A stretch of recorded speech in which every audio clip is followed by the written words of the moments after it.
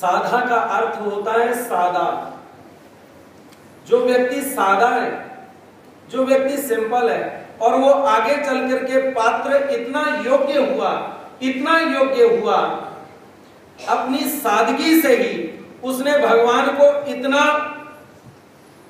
भगवान के प्रति आकर्षित हुई और भगवान को भी इतना प्रसन्न किया कि उसको एक अवतार की नहीं, दो दो अवतारों की प्रसन्नता प्राप्त हुई। आज हम सभी जितने भी परमार्थ के लोग हैं, जितने भी भगवान श्री चक्रधर स्वामी श्री गोविंद प्रभु महाराज जी की दी हुई दाढ़, श्री गोविंद प्रभु महाराज जी की दी हुई तांबूल और श्री गोविंद प्रभु महाराज जी के दिए हुए जो केश कलाप है, श्री गोविंद प्रभु महाराज के दिए हुए जो नख है, वो सभी उसी पात्र को भगवान ने प्रसन्न होकर के दिया। ऐसा पात्र वो आगे चल करके बना केवल उसके पीछे एक ही बात कि उसने अपनी सादगी से ही भगवान को प्रसन्न कर लिया। उसने बनना नहीं चाहा कि मैं ऐसा बनना चाहता हूं, वो जैसा था वैसा ही भगवान के सम्मुख हो जाता है, वैसा ही भगवान के सामने आ जाता है। कहता महाराज मैं जैसा हूं आपका हूं, अब आप मुझे जो बनाना चाहें मैं आपके प्रति समर्पित हूं। कोई एक चीज हम भगवान को एक बार समर्पित कर दें और उस चीज के बाद, चीज को चढ़ाने के बाद फिर दोबारा अगर हम उसके ऊपर अपना हक रखें कि ये चीज मैंने भगवान को चढ़ाई है, क्या वो चीज भगवान स्वीकार करते हैं? एक बार ऐसा ही हुआ कि महिम भट्ट नाम के एक विद्वान जो श्री गोविंद प्रभु महाराज जी की बहुत सेवा करते थे, वो श्री गोविंद प्रभु महाराज के लिए बहुत ही सुंदर दूसरे देश से, आंध्रा से बहुत ही कीमती वस्त्र श्री गोविंद प्रभु महाराज जी की सेवा में लेकर के आए। श्री गोविंद प्रभु महाराज जी को वो वस्त्र बहुत पसंद भी आया।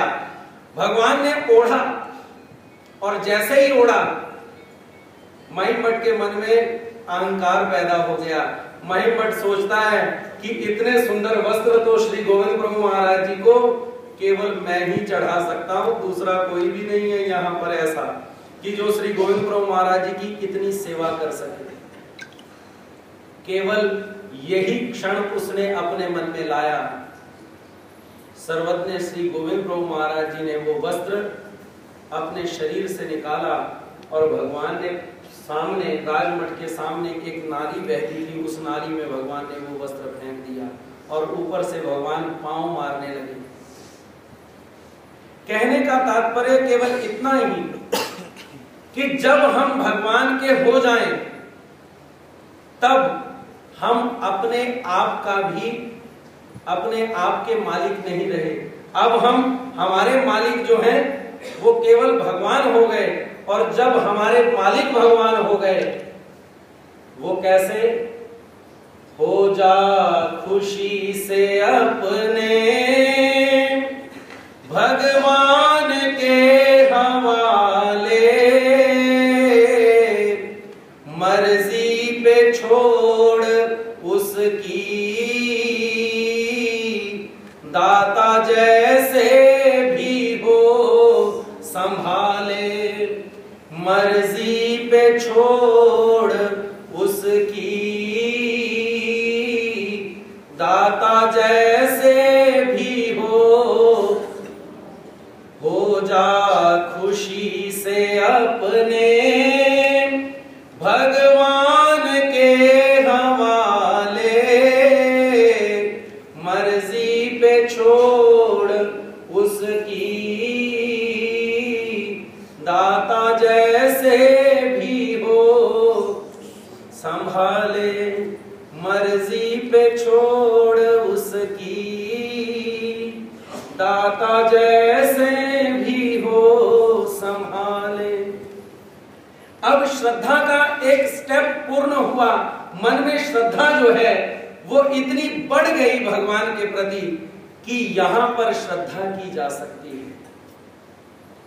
हम समाज के ऊपर श्रद्धा रखते हैं, वो आखिर में बंदा कहे मैं मालिक करदा, मैं तो इथों जाना नहीं, पौर उडारी मारी इथे पल भी किसे अटकाना नहीं, जिन्ना ਲਈ करदा सै ठगियां किथे गए तेरे घर दे, पैर पसार पिया विच वेड़े कटो कटो पे कर दे।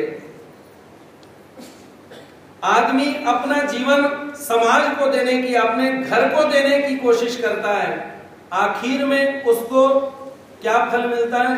शून्य। आदमी अपने मित्रों को देने का प्रयास करता है, आखिर में फल क्या मिलता है? शून्य। आदमी अपने समाज के लिए कुछ करता है, आखिर में फल क्या मिलता है? शून्य। और अगर वो जिसके लिए कुछ भी नहीं करता, अगर उसके लिए कुछ भी कर दे, थोड़ा सा भी अगर उसके लिए कर दे, तो उसका फल है उस परमात्मा का परम पद, जहां पर जाकर के दोबारा इस मृत्यु लोक में जन्म नहीं होता। अगर हम थोड़ा सा भी अपने जीवन में धर्माचरण करें तो हमारा जीवन बदल सकता है, जैसे साधा का जीवन बदला। अब वो एल्हाइसा नहीं रही, अब वो साधा हो गई। श्रद्धा, भगवान के प्रति निष्ठा जो है वो बढ़ गई, और जब श्रद्धा बढ़ी तो अगला जो स्टेप है, अगला जो कदम है, वो आता है विश्वास का। अब विश्वास ऐसा, कैसा साधा का विश्वास कि एक बार भगवान के दर्शन करने के लिए साधा, उसकी माता लहमाइसा और उसकी सहेली रत्नमाला, ये 3 माताएं भगवान के दर्शन करने के लिए जा रही। पता चला कि भगवान आजकल जोगेश्वरी में हैं।